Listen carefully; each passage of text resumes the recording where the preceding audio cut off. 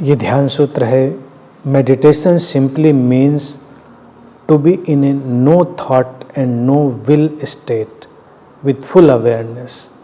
ध्यान पूरी सजगता के साथ निर्विचार और इच्छा रहित अवस्था में होना है।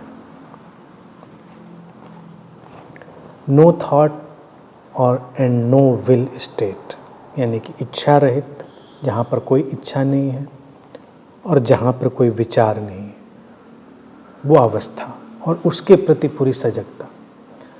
अब इस बात को हम अच्छे से समझें, क्योंकि निर्विचार की बात अध्यात्म में बहुत करी जाती है, इच्छा रहित की बात बहुत करी जाती है। तो इनका वास्तविक मतलब क्या है?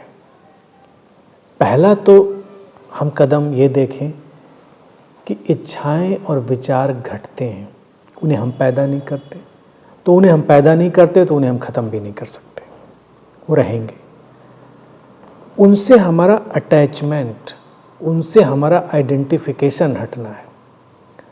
अब विचार हैं, विचारों की अपनी जगह है, ठीक है, उनको रहने दें अपनी जगह। ये विचार मेरा है, ये विचार मेरा नहीं है, इस बात से अपने तादात्म्य को हटाना है, अपने आइडेंटिफिकेशन को हटाना है।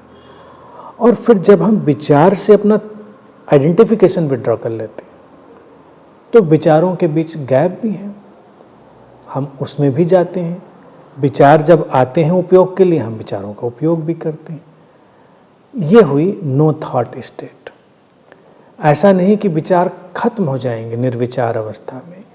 निर्विचार अवस्था में विचारों से आइडेंटिफिकेशन खत्म हो जाता है, तादात्म्य खत्म हो जाता है। और फिर ये जो इच्छा रहित अवस्था है, उसके प्रति भी हम देखें ऐसा ही दृष्टिकोण है। इच्छाएं जब घटती हैं तो हम उनसे इस तरह जुड़ते हैं कि उनको अपना मानते हैं, कि मेरी इच्छा है, मैं ऐसा चाहता हूँ। लेकिन क्या सचमुच में हमने इच्छा को जन्म दिया है? तमाम अदृश्य दृश्य अनंत कारणों से अस्तित्व के उस प्रक्रिया में किसी शरीर मन में इच्छाएं घटती हैं। इच्छाएं जीवन को आगे ले जाने में सहायक भी हैं, जैसे विचार भी हमारे जीवन को एक दिशा देने में, जीवन को एक आकार देने में सहायक हैं। इसी तरह से इच्छाएं भी हमारे जीवन को गति देने में सहायक है। इसीलिए अस्तित्व ने इच्छाओं को दिया है। तो जीवन में जब तक गति रहेगी, कोई ना कोई इच्छा रहेगी। अगर हम उठ के बैठते हैं तो वो भी एक इच्छा है। हम आँख खोलकर देखते हैं तो ये भी इच्छा ही है, क्योंकि हम देखना चाहते हैं, इसलिए देखते हैं।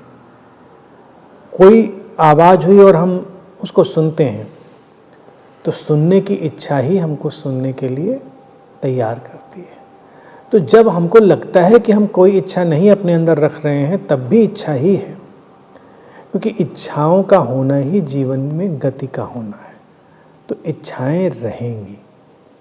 इसके साथ ये जान लेना कि कोई भी इच्छा किसी की नहीं होती, वो अस्तित्वगत है, एग्जिस्टेंशियल है।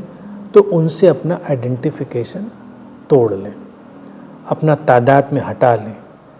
सामान्य सी इच्छा, मान लीजिए हमको भूख और प्यास लगती है, तो ये जीवन को चलाए रखने की नैसर्गिक इच्छाओं में से एक है, क्योंकि शरीर मन को जीवित रहना है तो भोजन और पानी भी चाहिए। तो उस तरह की इच्छाएं आएंगी और हम शरीर को भोजन और पानी देते हैं पूरी तरह से डिटैच रहते हुए। तो वो इच्छाएं कहीं भी अटकती नहीं, ना अटकाती हैं। ये एटीट्यूड, केवल एटीट्यूड बदलना है, या कहें अपना दृष्टिकोण बदलना है विचारों और इच्छाओं के प्रति। और जो पर्सनल पजेसिवनेस और पर्सनल आइडेंटिफिकेशन, उसको पूरी तरह हटा लेना है। और फिर इस तरह से जब हम जीते हैं तो वही एक मेडिटेटिव वे ऑफ लाइफ होता है, ध्यानपूर्ण जीवन शैली होती है। वही वास्तविक ध्यान है।